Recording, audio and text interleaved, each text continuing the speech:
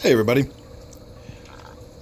I recently posted a video about this 55-gallon Angelfish tank where I did the big reveal and showed everybody what it looked like after we get done doing all the work that I'm about to do. So this is going to be the behind the scenes look where you're going to get to see what we actually did to come up with what we ended up with.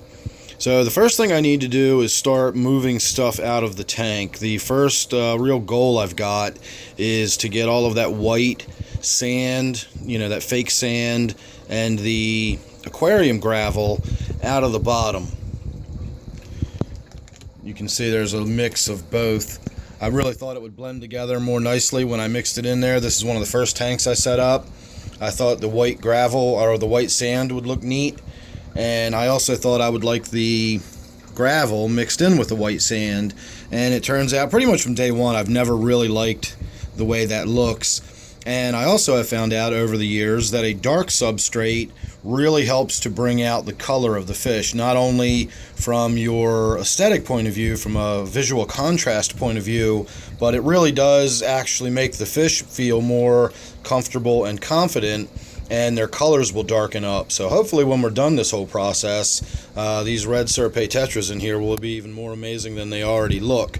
So once we get everything moved out, we're going to have to see how we put it back together. But first, this is what we're going to put in there. I have a lot of people ask me about the substrate I use, and this is what I use in pretty much all my tanks that have this dark substrate.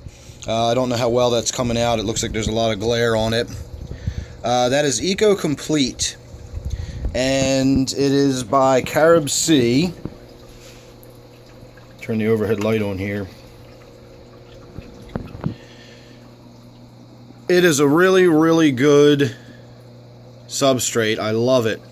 If you look it up and look into it, it will go into a lot more explanation, and it will explain all about that bimodal. You can see those little arrows showing you how the larger grains float to the top and the little fine stuff goes to the bottom, and it allows for water flow and so on and so forth. It does all kinds of good stuff like that, but it also provides your plants with trace elements. And when it comes, there's two different varieties of this. They're both made by Carib Sea. This is Eco Complete, and I believe the other one is called Floramax. I'm not 100% positive of that. I can never find it. I always wind up buying this Eco Complete. The only real difference is this Eco Complete comes with nitrifying bacteria in it. If you look at these bags, these are actually sealed bags, and they're full of liquid. So it supposedly has living bacteria in the bags, and when you put the substrate in, it's instantly cycled. I can't swear to that, but that's what they claim, and that's why it says Eco Complete on it. If you buy the other one, you're just buying the dry substrate. It's the exact same substrate, it just doesn't come with the living bacteria in it. So that would be the way to go if you don't want an instantly cycled tank, since you wouldn't be paying for all the weight of the water, because these are 20-pound bags. If you drain the water out of them, you've probably got about a 15-pound bag of actual substrate. So I'm paying for a lot of that water weight as well. But that's, again, the only way I've ever found it. So that's the way I do it. I also noticed one last point on this. If you see right there, it's got that little warning sticker. This has magnetic material in it. So apparently there is iron or nickel-based material in here, and it warns against using magnetic scrapers in your tank. Long ago I've shot videos about how it's not your razor blade or your scraper that's scratching the glass, it's the substrate. And if your substrate gets caught between your scraper and the glass, it's the substrate that'll leave scratches. So in this case, if you've got a magnetic scraper and you get it down near the bottom, you're probably going to pick up little bits and pieces of this substrate and drag it up the glass, and you really want to avoid doing that. So if you are going to use this, keep that in mind. Don't use a magnetic scraper with it. That's a point I had never even considered or thought about. So there you go. That's going to be our first step. We're going to get this in the tank eventually, but first we need to start worrying about getting all that stuff out. So I gotta get some buckets and so on and so forth, and I don't really know what's going to happen from here. We just got to start getting in there and pulling stuff out. So give me a minute and we'll see where we go from here. Alright, we're well underway. Pulling stuff out of there was not as gruesome as I thought it was going to be. I really believed after all this time that the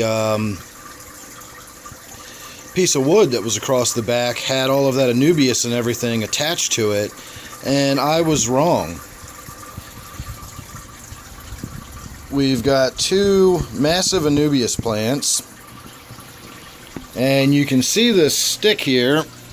This is one of the very first pieces of woodwork I ever collected myself, and just out of nostalgia, I feel like it should probably go back into the tank, so we'll see. That's a little bit of Java moss that is attached to it.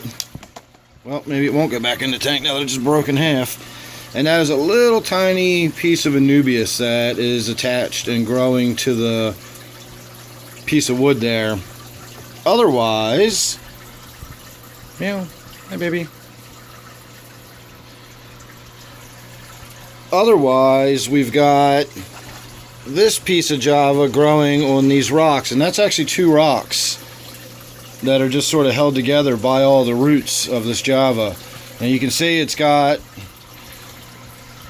cyanobacteria growing all over it. That's what all that sort of dark, black, slimy looking stuff is. There's one of the flowers you can see right there, if it ever focuses on it.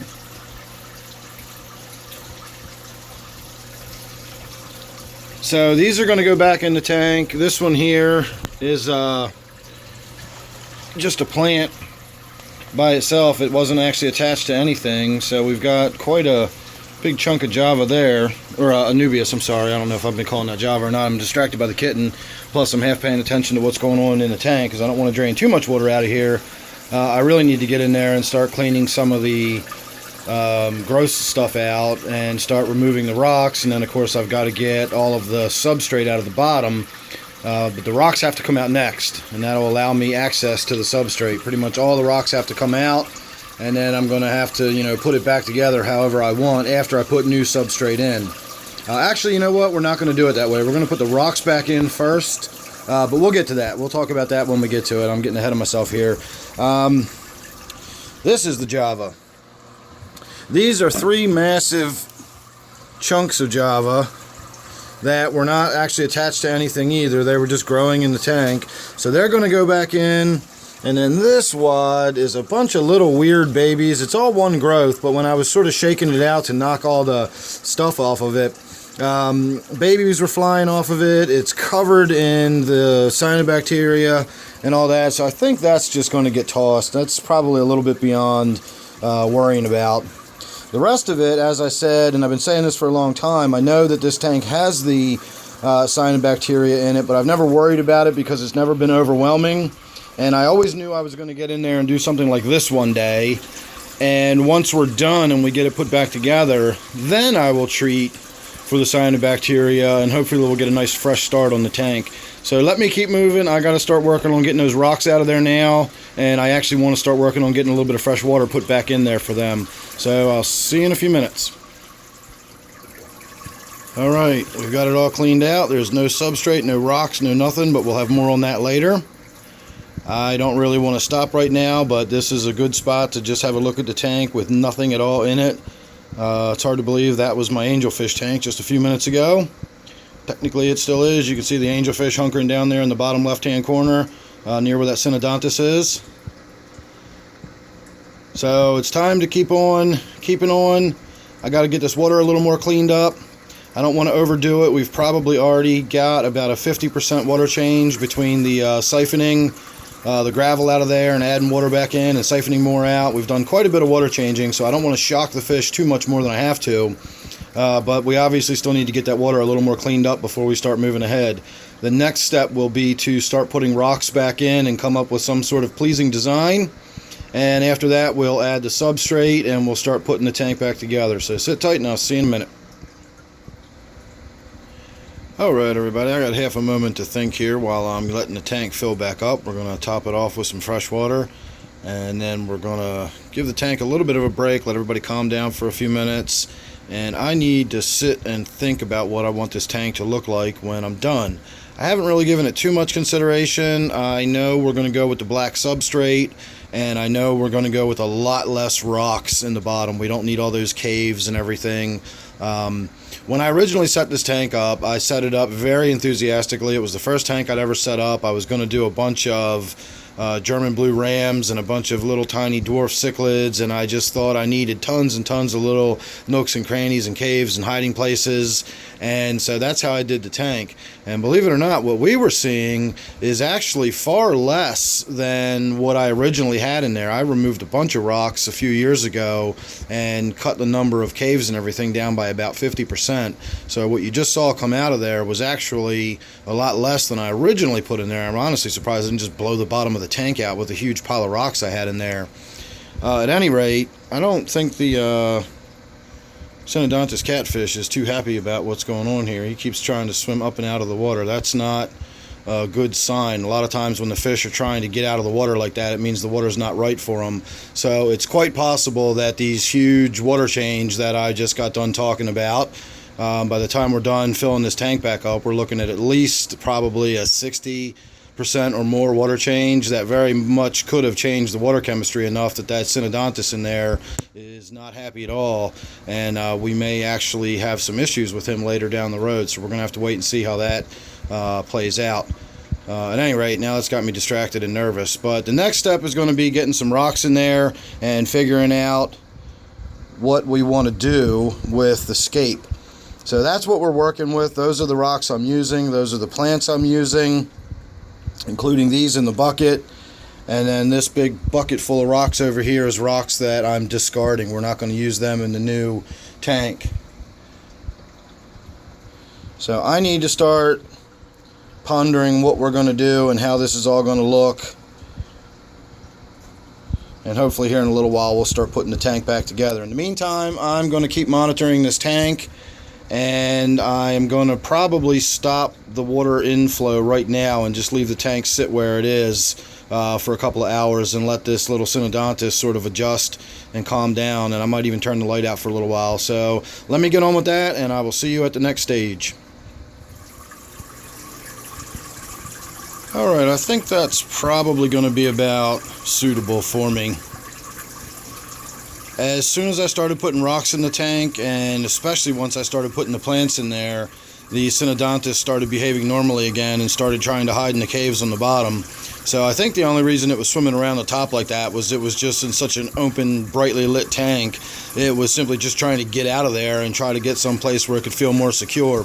So we can see now it's down there on the left, nosing around in the caves. It normally swims up to the top anyway on a regular basis, so that doesn't concern me. It was just that sort of like seeming like it was trying to get up out of the water was bothering me, and that behavior has pretty much stopped. Of course, watch, he's probably going to do it now.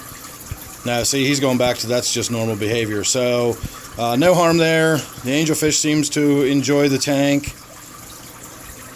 This is what I think we're going to go with as far as the scape is concerned. I only used about a third, if that, of the Java, and then of course I put almost all of the Anubias back in there, not all of it.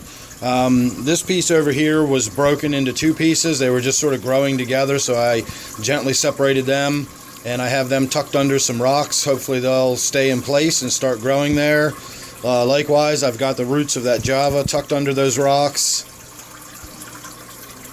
This is the piece of Anubias that was actually attached to the rocks, and you can kind of see I put those rocks up on edge and sort of piled some rocks around it to hold them in place, and then at the very far end I tucked a little bit more of that Java down under some of those rocks, and hopefully they'll root in. So the next step is going to be getting all of that substrate. I know it's kind of hard to tell with the lights turned off here, but that is actually a bucket full of black substrate. Both those bags are empty. That's 40 pounds going in a 55-gallon tank with lots of rocks and stuff on the bottom. And there is a reason I put the rocks in first. If you're ever going to have fish in a tank that might burrow or root around or pick up the substrate and move the substrate around, you definitely don't want the rocks shifting as the substrate underneath of them shifts. So if you put the substrate in first, and then put your rocks and everything on top of the substrate, it's subject to shifting, and you could have the whole pile come down just because you had one crayfish or one cichlid or something that was in there burrowing and digging. So if you get everything situated to where it's very stable, already in position, and then you put the substrate around it, there's nothing anything can do to dig underneath of it to upset or disturb it. So no matter how much digging goes on in this tank after the substrate goes in, all of those larger rocks are going to stay exactly where they are. So I need to get on with putting the substrate in. I'm going to do it with my, I have a little colander, a little plastic colander, and I'm just going to pick up one scoop at a time, gently lower it to the bottom of the tank, and then spread it out. It'll be a time-consuming process, but it'll get it in there nice and evenly, and it won't really foul the water up too badly, etc. So hopefully the next video segment of this will be the final product, and we'll actually get to see what it looks like with that nice dark substrate in there, the tank full, the water nice and clear, and all of the fish swimming around where they belong. So sit tight, and I will see you in a moment.